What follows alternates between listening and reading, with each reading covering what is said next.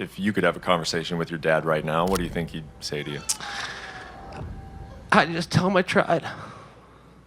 Despite being such a violent and competitive sport, MMA is home to some of the most emotional moments and stories in all of sports history, from unexpected retirements that broke every fan's heart, Something else I just have to do, and in due time, everybody will know. to the most unbelievable comeback stories that inspired entire nations. These are the most emotional moments in the UFC. Starting with Paddy Pimblett's post-fight interview at UFC London, where after securing a submission victory in his home country, the fighter got on the mic and revealed that the reason he seemed in low spirits all fight week is because just 5 hours before his weigh-in, his childhood best friend had taken his own life. And in one of the most viral interview moments, Paddy mustered up the courage to speak on this. So Ricky lad, that's for you. But there's a stigma that men can't talk. Listen, if you're a man and you've got weight on your shoulders and you think the only way you can solve it is by killing yourself, please speak to someone. Speak to anyone. I know I'd rather be made cry on my shoulder than go to his funeral next week. Men start talking. The interview went so viral that it actually caused an increase in the amount of men seeking mental health assistance. But Mark Munoz also had an emotional moment involving his own friend, because due to an opponent's injury, Mark was left in the main event slot without an opponent. That is, until his own friend and training partner accepted the fight, Lyoto Machida. This caused confusion in Munoz, as Lyoto literally helped him train all throughout this fight camp. But as Mark claims, this is the nature of the fight game. Unfortunately, Lyoto landed a brutal head kick, knocking out his own friend. And this is where Lyoto's emotions kick in, because he refused to continue attacking him and instead bowed down in respect for his friend. Really nice guy. Oh! That's it! That's it! It's over! Wow. Roundhouse to the head. Wow. Head kick knockout. Munoz is down. Unbelievable. Beautiful. He didn't follow him down either. He literally set over him and realized and didn't hit him. He's a gentleman. He's a martial artist. Yes. But the craziest part is that this isn't even the last time this happened, because years later, Lyoto Machida went on to fight another one of his longtime friends and training partners, and the exact same thing happened. Lyoto landed a nasty front kick knockout, and once again, Lyoto looked more mortified than happy with the result. The same can be said for Max Holloway's kid, who despite always being present for his dad's fights, he had literally never witnessed him lose. Yeah, your dad's a champion, brother. All right, Raj? Don't cry. Your dad's fine, he's good. Stop crying. Yeah, that's right. Stop crying, he's good. And Mark Coleman's kids either, as after losing a pretty violent match against Fedor Emelianenko, Coleman used his post-fight interview time to instead console his daughters. Mackenzie Morgan, I'm okay. I love you girls. Come here, baby. I'm okay. Yeah, it's okay, baby. It's okay, baby. It's fine. It's over now, okay? It's over. Daniel Cormier didn't take his own loss lightly either, resulting in one of the most heartbreaking post-fight interviews of all time. You see, Daniel Cormier had spent several years chasing John Jones around in a heated feud, starting with their first match at UFC 182, where Cormier lost via decision. This is not gonna ruin me, one way or the other. I'm gonna stand across the cage from that man again, and I'll take the fight to him again, I guess. But tensions only grew when just a few days before UFC 200, where the two were set to main event in a rematch, John Jones tested positive for steroids.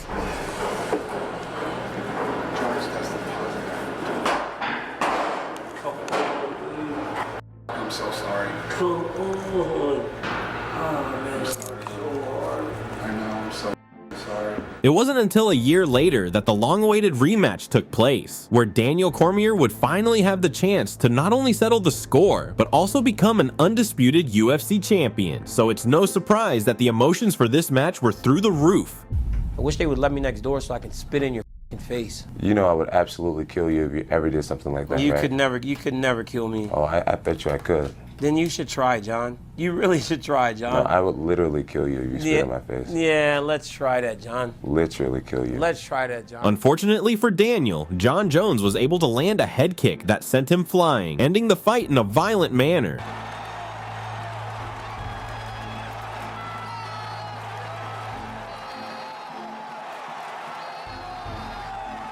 After the years of rivalry and controversies between the two, the concussed Daniel Cormier found himself with a microphone in front of him, unable to mask his emotions. I don't know, man. I thought the fight was going well. I don't even know what happened. Man, so disappointed.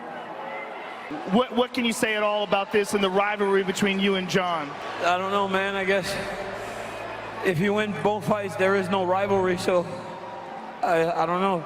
The interview was so heartbreaking that even Joe Rogan regrets forcing Cormier to do it. And literally, as I'm going to talk to him, he's turning to me and I have the microphone. I'm like, why am I interviewing him after he got knocked out? What the f is wrong with me? Like, I don't even realize what I was doing. I was just in shock almost. Normally, I don't like to interview fighters after they've been knocked out, but it's just like I was stuck. I was already there talking to him, and I didn't want to leave and walk away from him. But not all interviews are this sad, because Brandon Moreno had one of the most inspiring post-fight interviews ever. Para toda mi gente mexicana, de México, de Estados Unidos, se pueden lograr los sueños, se pueden lograr, aquí estoy. To get here, Brandon Moreno had to suffer through many setbacks, including getting cut from the UFC for consecutive losses. But Brandon was determined to become Mexico's first UFC champion ever. Only let me say something.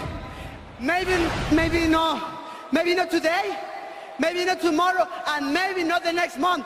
But only one thing is true. I will be champion one day, I promise. So he worked his way back up the ranks and stepped in on short notice against then champion Deiveson Figueiredo. And despite being a huge underdog and on the short end of some huge power shots, eye pokes, and even low blows, Brandon Moreno was able to take the champ to a draw, setting up the rematch just months later, where Brandon, now with every Mexican fan behind him, achieved his lifelong dream and submitted the champion. Brandon walked around the cage with a look of disbelief on his face, processing in real time that he just became Mexico's first UFC champion. You are the first ever from Mexico UFC champion. And watch me now. I'm happy. ¡Viva México, güey! ¡Viva México! Yo vengo de un país en el cual muchas veces usamos el sí se puede, y a veces no lo logramos. ¡Hoy se pudo, cabrón! ¡Hoy se pudo, güey!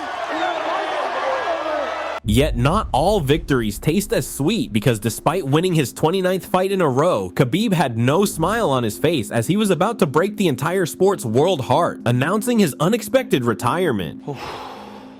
Today, I want to say, it was my last fight. And no way I'm gonna come here without my father. You see, months before this match, Khabib's father had passed away, a man that had coached him since childhood and had accompanied him as a coach throughout his entire career. And it was his dad's goal for Khabib to reach a record of 30-0 before retiring. Unfortunately, his dad was only able to witness 28 of these fights, so Khabib made a promise to his mother that after this match, he'd retire to spend the rest of his time with family. After what happened with my father, I talked with my father, my mother. I promise her it's gonna be my last fight. And if I give my word, I have to follow this. Be close with your parents, because you never know what's gonna happen tomorrow. Similarly, Chael also made a heartbreaking promise, one where he promised his late father that he'd become a world champion one day. But as Chael says, it was the only promise he wasn't able to keep. When my dad died, I said to him, I'm gonna beat Tito Ortiz and I'm gonna win the world championship. It's the only promise I never kept. Despite fighting for the belt several times, even once going as far as completely dominating all 5 rounds against then champion Anderson Silva, only to then get caught in a submission in the literal last minute of the fight, Chael was forced to retire, reflecting on his broken promise during his last press conference ever. If you could have a conversation with your dad right now, what do you think he'd say to you? I just tell him I tried. If I beat Lyoto tonight, I would have fought Bader for the world championship, and that was the only reason I was in this sport. You know, I promised my father I was just in the sport. Do you leave with any regrets? No. I loved every minute. The sport has seen many emotional retirements, from Paul Felder. That might be it for me. Man, I got a 4-year-old at home that misses me every time I go away like this. I don't know. To Anthony Johnson's surprise retirement, which no one knew the reasons to. Something else I just have to do, and in due time, everybody will know. Only to then be revealed that Johnson was dealing with lymphoma, a disease which ended up beating him. You know, Rumble was somebody that a lot of us loved here. So Anthony passed away during this week, and it's been pretty hard. Yet it's the determination of the fighters and the emotions behind these stories that inspire people all over the world, like this young kid battling cancer who wanted Alex Pereira to be the one to shave his hair off. And this is just crazy that I have one of my idols shaving my head. I know that I'll be able to get through it because he got through it. Can I give you a hug? Thank you so much. Oh, that's awesome.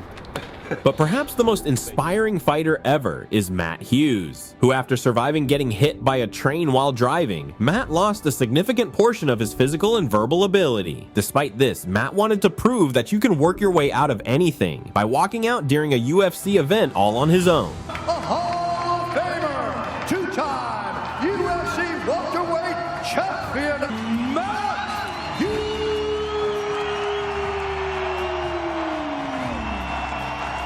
So if there's any other MMA stories that have touched you, comment them and subscribe. Thank you.